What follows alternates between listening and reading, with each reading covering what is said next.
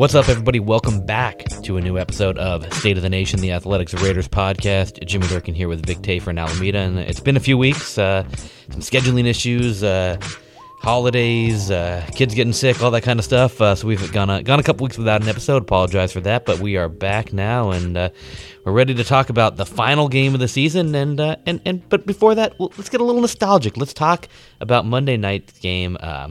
Vic, this is not the first time that you've covered a game that was maybe the last game in Oakland. I think 2015 was one that was billed as such, and a game where they went into that offseason with an expectation that there was going to be some kind of answers on the LA situation, and the Raiders were involved in that. It was possible that was going to be the last game.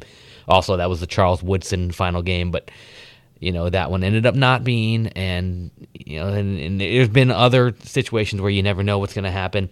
This one on Monday, I think for you, feel a little bit different? It did. It felt like the last one. I mean, talking to the fans out in the parking lot before the game, talking to players, people who work for the Raiders, I get the sense that this is it. I know it's up in the air still. The city is obviously suing the Raiders, and who knows where that ends up. But I just think that there's going to be other options out there. I think the Raiders kind of I think Mark Davis might be done with Oakland in terms of one more year. So I really got the sense that was the last one. I took a second when I left the press box, took a picture of the empty stadium. I tweeted it out, and a lot of fans got in their feelings a little bit. But that place is like Derek Carr said it best probably a while back. It's a dump, but it's their dump. I mean, I'm paraphrasing, but it's definitely. I think it has some character to it, and the fans relate to it. The fans definitely feel like it was part of them, and. So it's sad. It's 40 years of football there. Fans were like one of the true unique brands of fans in the league and in all of sports. So just it was good that they won. I know Gruden was very emotional. Players were very emotional. So it was a nice win for the fans. For you, 9 seasons, right, covering the Raiders there? 9 seasons, yeah. Best moment for you covering a game at the Coliseum? It's a good question. The one in 2015, because it was tied to Woodson, that was kind of a special night. The fans love Woodson. He definitely loves the fans in Oakland, and that's where the whole the O gesture over his head started. And fans did a lot of this Monday also. That was a big one. I got some like the ones in the rain, like the ones against the Chiefs, were games I remember. Like they were 0-10. They won that game, and before that, going way back to the Jacoby Ford game. Jacoby Ford lost his mind, made like 5 unbelievable catches in the rain, and so just those kind of weird moments that kind of all jump out for me. Yeah, I mean, for me, I know I'm not sure that a game that I covered really stands out because I've only been covering the team since 15, and last year just with us launching the Athletic and me us being a little bit lighter staffed, I really wasn't out there at as many games because there was obviously some classics last year. You look at the Chiefs game last year. One game that kind of weirdly stands out was last year's Cowboys game because I was within the vicinity of the Coliseum. I was actually kind of in the shadow of the lights. I was just down 880 at the Kaiser. My son was born the day before, and so I was watching the game on the TV from the hospital room, as I could look out the window and see the stadium off in the distance. That was kind of cool, and obviously that was an entertaining game, a game that I actually had to take off out of the room for a little while right after as I missed Derek Carr's fumble. I had to come back. I had to head down to do one of the tests that they always do on newborn babies, and so I missed that and kind of came back and caught up with that. But I can go back to the first Raider game I attended there was actually the first year that they were back. 95, I think they had started 8-2 that year, and basically needed to win one of their final 6 games to go to the playoffs, and that was another Christmas Eve game. It seems like all these big games are on Christmas Eve. Obviously the Charles Woodson final game, that was a Christmas Eve, and that was I went to that one with my dad.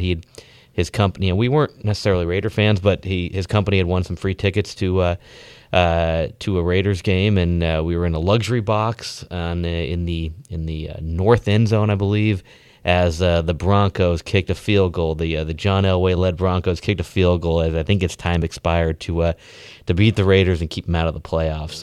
Not a great memory for Raider fans, but that was the first game that I went to at the Coliseum, and back in '95. So it's been if that is the last game, I think for a lot of people, reason to be emotional. But we'll see what happens over the next couple of weeks as they make a decision here. it's hard to predict what's going to happen, but I do think there's a sense that they have some leverage with like not only the Bay Area stadiums, but I think other people outside the area might want the Raiders. It's an NFL team to host for 1 year. It's a money making opportunity for a city or for a region. So I think Levi's and Mark Davis does not want to play there, but they're still in the mix, and I think AT&T is probably the favorite. Maybe the favorite. Yeah, I think that makes sense for all parties. I think the fans can still be close enough; they can go to the games. AT&T makes some money; they need some tenants. For Mark, I think it's a way to kind of like I don't want to say give the middle finger to Oakland to the politicians, but kind of give and kind of get his local monies and yet get some more revenues made for the VIP boxes in AT&T. So I think it's I just have my gut feeling says they won't be back next year in Oakland. It'll be somewhere else, probably in the Bay Area, probably, but somewhere else. Yeah, and you look at AT&T; it's a smaller venue, so fewer seats to sell. Like you said, more luxury boxes. Probably, with a smaller stadium, you could up the prices, and yeah, they probably could make more money, and at the same time not have to sell as many seats, which is probably beneficial. And you still practice here in Alameda. You're so close to the facility. All that moving stuff is out the window. So that's why I think anywhere else is a long shot. Because you don't want to move 2 years in a row. No. Moving there's a lot of issues, a lot of logistics that go into that. So if you can avoid that and just minimize the inconvenience for you and your players and the staff, and just like, we'll do this 1 year. We'll be in Vegas 2020, and then it's a whole new world. Plus, because if you do move and play games outside of the Bay Area next year, you are probably still practicing in Alameda, and so you're likely putting yourself in a situation where you are traveling for all 16 games, and that's not ideal. Another one long shot was someone mentioned, I think it was NFL Network, that if they went to San Diego, they could use the Chargers' old facility, but I still can't see the NFL letting that happen. I think the NFL, it'd be such bad optics if the Chargers are playing in L.A. and not drawing well, and the Raiders are selling out games in San Diego. That's just a horrible look for the Chargers and for the Spanos family, who have definitely been around for a long time. So, to me, I just can't see Roger Goodell saying, okay, go to San Diego for a year. And then the London option of play 4 games in London, then come back to Alameda to practice for 4 games that you play on the road, then go back to London for 4 more, then back. That seems pretty far out there. Yeah, to me it seems ludicrous, but someone threw it out there. I don't know if it was a joke or maybe just, another leverage play, but I can't imagine the union will let that happen. The players' union, it's just not. That travel would be unfair for the Raider players next year. Yeah, that to me, that you do that because obviously they want to have a foothold in London. That's the way to kind of like test it out with a team that they don't really care where they play. They just kind of need them to find a place. But still, ultimately, that doesn't seem like a realistic option. And if you were going to do that, I think you want to do it with a team that might possibly end up there. Like if it was Jacksonville, I could see that. Like they actually may end up there if you want to try and do that long term and for a real full-time team, but. If you're trying to get a team in there for 1 year, then say it takes hold and fans fall in love with Karl Joseph. Karl Joseph's going to Vegas. So. Yeah. Yep. All right, well, let's talk a little bit about this team. They got to win. They beat the Broncos, an emotional win. Really, I think probably fueled by the emotion that was in that stadium, and beat a Broncos team that looked pretty checked out. And that was a pretty impressive game, though. It was impressive. I hate to put an asterisk on it, but the Broncos did not look like they cared. I think they're supposed to be fighting for their coach's job, and I think that was a pretty clear mandate to John Elway that Vance Joseph is not really the guy the players want to have back next year, because I think they made a little bit of a fight in the third quarter. I think they had some pride, but the first half was pretty much a one-sided affair. Not a huge statistical game for Derek Carr, but another clean game. 10 straight games now without an interception. I think we're seeing a guy that is starting to find that balance of making plays without putting himself at risk.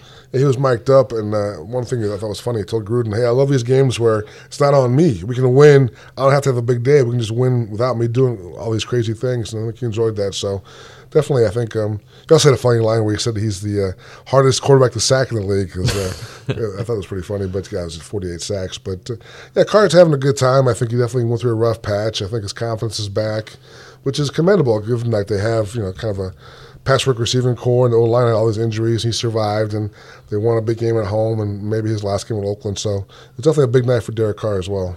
And a big night for Doug Martin, a guy that a lot of people were really kind of down on when the Raiders signed, and obviously we know Gruden very high on him, and he has his first 100-yard rushing night, 21 carries, 107 yards, a touchdown. You look at his season now, he's averaging 4.1 yards per carry, 4 touchdowns, 623 yards.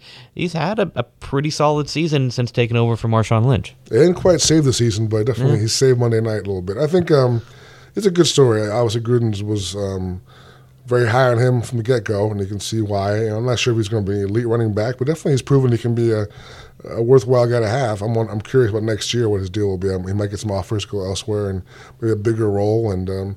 But I think he might give Gruden a deal if Gruden wanted him back. So I think he likes being here. Obviously, he's from the area, and I think he loves the fans. So it was definitely a nice night for him.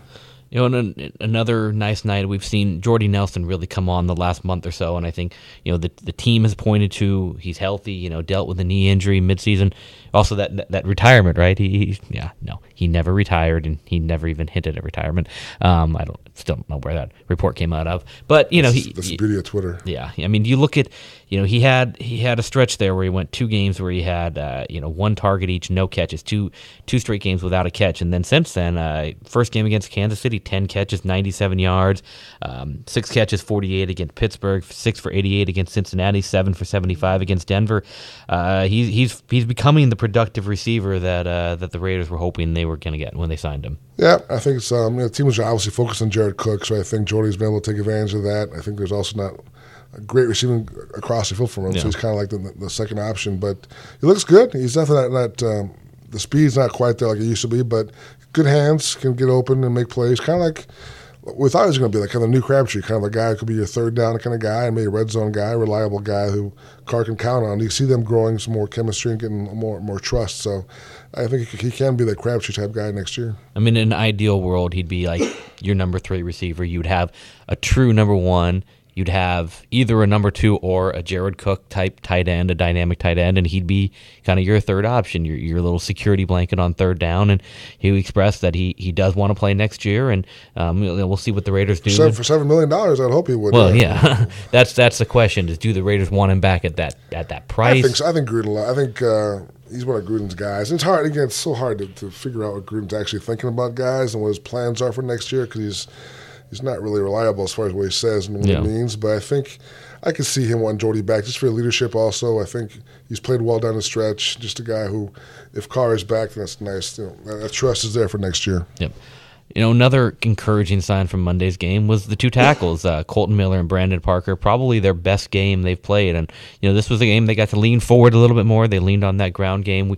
It's kind of that's something we've seen over the years. The Raiders in primetime games at home against Denver are really able to run the ball, and they did it. They did it on Monday night, and if they can build off that and have another strong performance on Sunday against the Chiefs and go into the offseason show on the upswing, that would be big for the Raiders. Yeah, it was a nice game for Parker especially. You can see he has a huge frame, those big hands and big arms. He can push guys out of the way. It was kind of a dominant guy in the run game in the red zone. So his confidence definitely going to go up. And if you can gain some weight in the offseason and get better in the passing game, I think he could be the guy at right tackle. And I'm not sure what that means for Donald Penn next year, but I think Donald's still in the mix. But I think now it's kind of like it's up in the air a little bit. Yeah, I mean, and we'll be very curious to see kind of how the strength program works in the offseason. Obviously, the Raiders do need to hire a new strength coach after firing Tom Shaw, who was a big hire for Gruden when he first started. Called him his number 1 hire.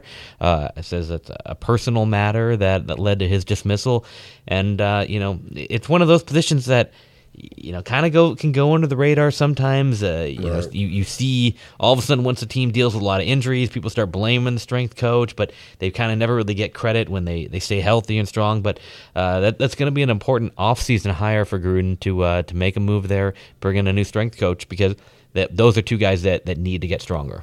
Yeah, it was weird that he said it was personal. I thought he could have, if he didn't want to touch the issue, he could have just said no comment or whatever, I made a decision. But to say it was personal, I thought was interesting. Just kind of, it's a weird tweak, and I wonder, because when you first saw the news, you figure, okay, the 18 guys in IR, maybe it's tied to you're not happy with the program as far as guys getting hurt and coming off injuries. But to say it was personal to me that's just a whole new weird kind of element, which he didn't have to throw out there, but he did. So I'm sure we'll find out at some point. But the timing is weird. To do it 2 weeks before the year ends. So who knows what happened right now, but it's interesting. And that could also be one of those Gruden throwaway lines, just like, oh, it's a personal matter. It could just be one of those. I don't know. That could be his way of saying no comment. I mean, he does kind of have those weird phrasing. That could essentially be his no comment. So maybe there's really nothing more to look into there. It might just be, I don't want to say anything more about it. But anyways, let's move on to the defense. And really, I think, I know you wrote in your story on Monday night that if this wasn't the final game in Oakland, your whole story might have been on Karl Joseph. We are seeing the Karl Joseph that Reggie McKenzie drafted come to life right before us. Yeah, the guy I've been waiting for. I told him after the game, I put my notebook away. We talked for 5 minutes, and I was like, "This is the guy I thought the guys were getting when we drafted him. I haven't seen this all year long." He's like, "No, I'm the same guy." I'm like, "No, you're not." No.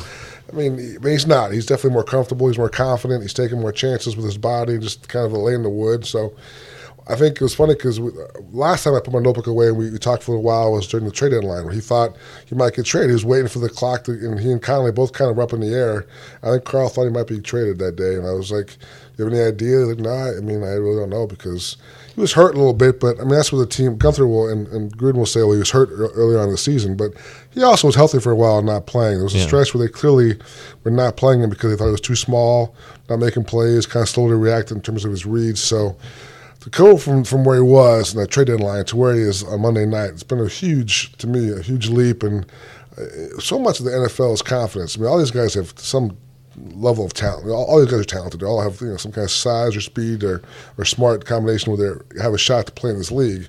So to me, a lot of times the confidence is the last thing that it takes. Some guys it takes a while to know that, hey, I can make plays on this level, and I can show what my hitting ability. I can put my head in there and make guys feel my presence, which he did on Monday night. Yeah, you look back to the way his career started when he gets drafted, coming off the ACL tear at West Virginia, and it was kind of a weird treatment for him in training camp where he was practicing, and then I still remember going into the first exhibition game where talking to him a couple days before, he's like, "Well, yeah, I'm not sure if I'm going to play," and which as soon as the guy says he's not sure if he's going to play, you assume he's not, and then he does play, and then he was lined up to be the starting safety going into the season opener, and then suddenly the week before they altered the depth chart and would they put Keith McGill in, and Keith McGill I think made the start there at strong safety, and he basically didn't play any defensive snaps the first 2 games. They give up,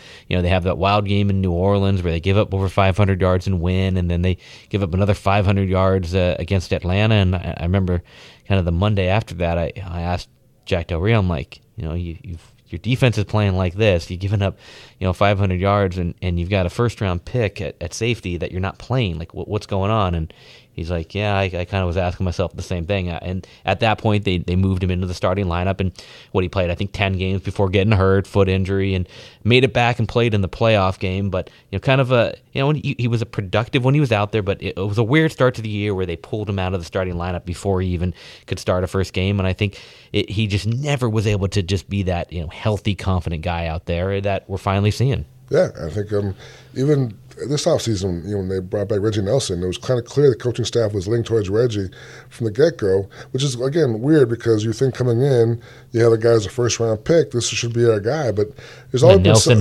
had been showing that he was a step slower. Yeah, so, I think just you can blame the coaching staffs all you want, but also a lot of this is on Karl at some point because he wasn't doing this when he's had a chance to make plays, either in practice or in preseason or training camp. So I think whatever it was, of this breakthrough he's had, you can see him. He was all over the field on Monday night, and he made 4 or 5 big hits, breaking up plays, and just you can see he's having fun playing the game. And I think that was always people say they're having fun playing the game, but you could always tell someone was missing with him the last few years, and it seems like it finally clicked. Where this does create kind of a little bit of a tricky situation is now he goes into the offseason. The Raiders have to make a decision on him this offseason. His 5th-year option will be coming up, and you wonder, has he done enough to? I haven't looked up the numbers. I don't know what a 5th-year option for a safety looks like. Safety salaries are somewhat muted, so it might not be too great. I think it's a 3 to 4 range, I believe. Yeah. So I don't know. Do you think they end up? Has he shown enough to you want to pick? He's obviously signed through 2019. This would be picking up his 5th-year option to keep him around for 2020. I think he earned it based on that one game alone. I think he's played well the games before this, in the last few games. So we'll see how he does this week. But I got to believe he's showing enough to get more of a chance. If he's showing his comfort levels finally up. And Gruden said it was his best game he's ever seen Karl play as a Raider, going back to all the film he's watched. And I agree. So I just think that it's definitely a building block. And I think you got to bring him back and see if he can take the next step. All right, you ready to take a few questions? I am. All right, let's take a look. You guys can always shoot us questions using the hashtag SOTNmail, and we'll start with one from Dale Connolly. Can we finally now put the questions over DC's future to bed, or do you think this will roll on till Vegas? Wow. So we're having a nice little conversation. We're praising Derek Carr. We're talking about the big win, last game in Oakland, and the guy throw this back in our faces. I mean, no one can say for sure. I mean, obviously he's made strides. He and Gruden get along fine. But how big of a rebuilding project is this? Is this a long-term rebuild? Is it a case where you don't want to pay a guy $22 million next year if you're not going to be competing for a playoff spot? And furthermore, this draft class is a lot worse than it was. I mean, Herbert's staying in school. I think Haskins may stay in school. So there are going to be teams who want a quarterback, teams who have to have enough players in place. Otherwise, they need a quarterback to contend or to manage their payroll, like the Giants, the Jags. I mean, there's a lot of teams out there who want a quarterback. So I think Derek Carr's trade value will be an all-time high next draft. So, I mean, I can't read Gruden's mind. I'm sure he doesn't want to trade him, but I mean, if you get an offer you can't refuse, I'm not going to say it's impossible. So I think Derek's definitely, whatever will happen, he's done well for himself. He's gotten back to a point where either he's going to be here as the guy, or he'll get traded to a really good team for a lot of picks. I think the whole, like, a while back, people were on Twitter and all these national experts saying, they may cut him and save the money. Yeah. Not cutting him. That's him. out. So that option you can eliminate. He's going to either be here or be traded for a lot of picks. I think everything points to him being here next year, but I can't say for sure it's certainty. Yeah, I would say here next year you draft somebody that you like, in the 3 to 6 range or whatever, somewhere like there, maybe 4 to 6 range. You draft somebody that you can try to develop as a guy that is at least a backup, and maybe if you really like him, you see something there, then okay, you see what value, you obviously you mentioned there's going to be value in Derek Carr, especially with a draft that's not going to be quarterback heavy, but I imagine he's here for next year, and if they can put the right pieces around him that they feel like he's the guy that is their quarterback to lead them into Vegas, then they stick with him. But we'll see. I mean, his $25 million contract is, and by the time they're in Vegas, that's going to be probably close to the bottom of the top. Might even be out of the top 10 for quarterback contracts. Which we've talked about. All these people talking about how you can't afford both Derek and Khalil was always ridiculous because the way the salary cap is going up, in a few years it'll be less than 10% of your team's salary. So they can definitely afford him. And I think it's a matter of, in Jon's mind, how far are they along in this process? I mean, I think they took a huge step back this year. They traded a lot of talent. They put a lot of guys who probably won't be here next year. There'll still be a huge roster turnover next year. So I don't know what they're thinking as far as next year and contention, and if they are still thinking about planning for the future. And if you are doing that, and a team offers you 2 pretty high picks for Derek Carr, I mean, that's going to be hard, I would think, to turn down unless you really, really love Derek Carr. And I'm not sure. I think they really like him. I can't go as far as really love him yet, but I mean, who knows? I mean, again, Gruden's hard to read. Yep. All right, question here from JM. Do y'all see KO and Gabe on the roster next year? Thoughts on Denzel Good so far? Looks to be a nice, inexpensive option at right guard. And I know you wanted to talk a little bit about Denzel Good, so what do you think? KO and Jackson, are they around? Or I think Gabe is definitely back. I think KO is a question mark. I think he makes all 3 of those guys in the interior line make pretty good money. I think if you brought back Rodney, Gabe, and KO, I don't recall exactly. I think it's $27 million next year. That's a lot of money for your 3 guys. And they're great guys, but I think KO had some injury problems this year. I don't know if he's the guy he was 2 years ago. Mm-hmm. I think Denzel Good's come in and showed he can be pretty good, I think. And the problem there is he's a free agent. Denzel Good may have done you some harm by playing so well on Monday night because now other teams like, hey, that guy can be a starting guard in this league. So I think Denzel Good may be a little more expensive than he probably would have liked in terms of the market for next year. But they like him. I think he's definitely a possible piece for next year. So my gut feeling is that KO is not back next year, and it's either Denzel Good or somebody else at the other guard spot besides Gabe. All right, question here from I'm here for this. Does Louis Riddick make sense as a GM for Gruden? I don't know. I mean, I think he does in the sense that he loves Gruden. Clearly, he played for him. He loves him. I think maybe people want to take a backseat as far as being the guy who makes the moves. Maybe Jon gets most of the credit if things go well. Most of the blame. So I think it might be a good stepping stone, like a good first front office job, or second GM job. If he's been in front office before, but a first GM job, and maybe and kind of get your feet wet in that aspect. But I think it's a tough gig because you're not going to get a lot of the credit for it. You got to be someone who has to really have a special deal with Gruden and with Mark Davis. Just kind of know your role, and maybe this is not going to be the place where if you guys win a Super Bowl, you're not going to get the credit for it. You're going to be a guy who was in the mix, but this is Jon Gruden's show, and you were kind of riding along a little bit. The tricky thing with a guy like Riddick, and obviously everybody is very high on him, and it's guys like him that are on TV. It's a personality that you see, and so you have this. I'm not gonna I don't want to say like an inflated impression of him, but you kind of have this high impression of him just because you see him, you hear him talk, you like what he says, he speaks the truth and all that. Does that necessarily mean that he's a guy that should be handed the keys to a franchise? A lot of times that happens because the guys have a very visible presence. So maybe for him, he realizes that I do need a little more seasoning before I take over the full keys to the franchise. So I'm willing. I have a great relationship with Gruden. I'm willing to kind of take on that role.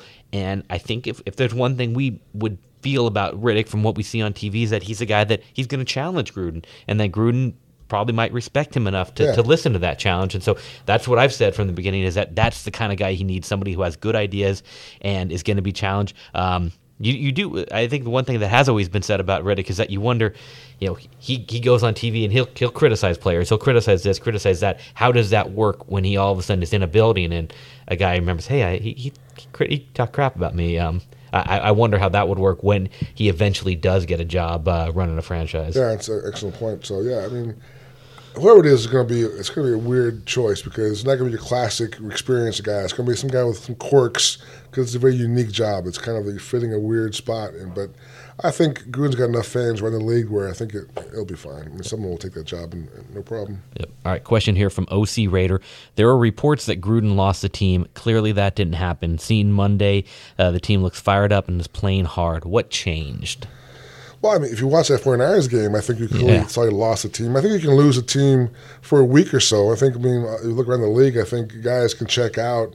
I think talking to players after that 49ers game, at some point maybe the next week, I think the veteran guys especially like, you know what, let's have fun. Whatever happens, let's remember to have fun. This is a game we all grew up playing. I think John's good about that, kind of getting guys emotional, kind of getting guys rally around. But they hit bottom at that point. Clearly, it was an embarrassing loss to your crosstown rivals, national TV. There were plays where they didn't run out, that one run down the sideline. So I know Gruden didn't call out any players. I think that probably helped him out as far as we asked him several times about the effort. He would never criticize the effort out of house. I'm sure in house he did. Yeah. So I think that I think players can question your accountability because the plan definitely changed. So players were told something coming in, plans definitely changed. Yeah. There's a whole new scheme, a whole new game plan as far as the approach to the season. And I think that for some players it's hard to take, but you get to a point where you're halfway through the season, you have halfway to go. You can't be miserable all year long. I think that's to his credit and to the veteran players and the team's credit. They bounce back. They're still trying hard, especially in the home games. Yep. All right, final question here from Chris. If it took approximately 50 new guys, mostly vets, this long to feel comfortable playing in the new systems, what's that say for next year when we can expect another mass turnover of players? Are the coaches concerned, and do they have to simplify their systems? That's a good question. I think they might say they brought in the wrong veteran guys. I think they made some bad choices as far as the guys they brought in. Like Lemur was supposed to be a guy who knew the system and was going to make plays. Same with Reggie Nelson. Even Whitehead took a while to get going. I think they got to do a better job with the veteran guys they bring in. They can make plays. I think they'll have more money, so they'll be able to afford a higher class of veteran players. They'll have 3 picks in the first round, so the talent should be better. And at least the guys that are here now will know the system going forward. Yeah. The staff should be back, I think, pretty much entirely. I think maybe Tom Shaw may take the fall for Tom Cable as far as the O-line problems. They can blame it on injuries and not just on Cable's scheme. And they get rid of Shaw and Parker and Miller play their best game of the year. Come on. It's all on Tom. It's all on Tom. We're kidding, Tom. We love you. So I think I think that next year should be better. I mean, it's hard to say, but I also question why it took so long. I think that even veteran guys are having a hard time, so I gave Gunther a hard time several times this year. But he's Gruden's guy. I like this scheme coming in this year. I like his background, so it's kind of a mulligan. This year's kind of you get a pass this year, and we'll judge you on next year. Yeah, I mean, presumably of those 3 first-round picks, Gunther should be getting at least 2 of them. I would think so. I would think Gunther gets at least 2 of them, and so he should have some more, I don't know, I want to say elite level talent, but he should have more NFL level talent on that roster to work with, and that'll be a chance to see what he really can do. I mean, he's got a fairly long-term contract in terms of coordinators. You don't see coordinators get 4-year deals very often, but he's got time to get this system set up, and that they're playing a long game here, and he'll have a chance to get it worked out. He'll tell you himself that when he came to this job, there were guys he was counting on having. Khalil Mack, and he mentioned Danico Autry was a guy he wanted to have. So definitely the players he started the season off with were not the guys he thought he was going to have going in. All right, let's talk a little bit about this final game on Sunday. Raiders at the Chiefs. It's a game that we'll see kind of what kind of a Raiders team shows up. Do they want to go out there and the Chiefs obviously still have a chance to get the number 1 seed. They want this win, and a win for them would clinch the number 1 seed for them. So for the Raiders, I mean, do they go out there and want to play spoilers? Was Monday's game against the Broncos kind of their last hurrah? They got that emotional high to win the possible final game in Oakland. What do you expect on Sunday? I think Monday night was the end of the season. I think we should all just enjoy that win. Fans should just take those moments and remember those. I think it's a very tough game. They're on the road against a Chiefs team that needs to win, playing for home field advantage. The Chiefs won the first matchup. I know people say the game was close, but there are a lot of throws that Mahomes missed that game. Mahomes was not great. He was not great that game. So I think the defense will definitely be challenged more than they were this week. The Broncos were not motivated. The Chiefs are motivated. I think the Raiders have not done well on the road. Look at the Bengals game was just 2 weeks ago, and they lost to Jeff Driscoll on the road. So I think it's a really bad spot for them. I don't think it matters. I think they'll play hard for a while, but I think the Chiefs will win pretty comfortably. At this point, the Raiders are out of the running for the number 1 overall pick, but at this point, a win just probably drops you down a couple more spots. So, hey, 4 sounds good, right? If you're the Raiders, you're like, we like the 4th pick. That's a nice ring to it. So I think you're happy with 4. It would take a lot to go right to beat the Chiefs. I mean, you would need another huge game by Doug Martin and Jalen Richard, and that's tough on the road in the cold conditions. Cold environment. It's always cold whenever you go to KC. Yeah, it's always freezing. But so I think that this last week will be the memories fans should take from this season. Go off on this note, and next week just kind of forget. At least that didn't matter. Who cares? So Sunday, turn on a replay of Monday night's game, and you watch the first half of the game, and like, okay, then the second half, watch the highlights of Monday night game, and there you go. Maybe watch some draft preview shows, but I'm not sure to watch the whole game on Sunday. All right. Well, we will be back on Monday. I believe we're going to try to record another show on Monday after Vic gets back from Kansas City. We'll have a locker room clean out here in Alameda. Gruden will address the media for the final time, really, of the off season going into the off season on Monday, and we'll sit down here and have another show and kind of put a bow on what's been a weird year. It's been a weird year. It started with all the pomp and circumstance of Gruden's return. It's had some weird twists and turns. It's gotten long at times, but we're almost to the finish line, so we'll put a bow on that on Monday. Going to do a shout out to Frosty Rucker. He won the Media Good Guy Award, kind of the guy who does the best job of working with us all year long, being available and being good with the quotes. And Frosty, remember, was one of our first guests. He launched his campaign for the Good Guy Award by appearing at the pre-training camp episode of State of the Nation. I had no idea he won it last year with the Cardinals. He's a seasoned pro in terms of dealing with the media. But he was great this year and always available, even after the really bad losses, always honest. And I know we both appreciate Frosty a lot, and I thought that was a well-deserved award for him. Yeah. All right, well, we will talk to you guys again next week, and enjoy the season finale in Kansas City. Peace.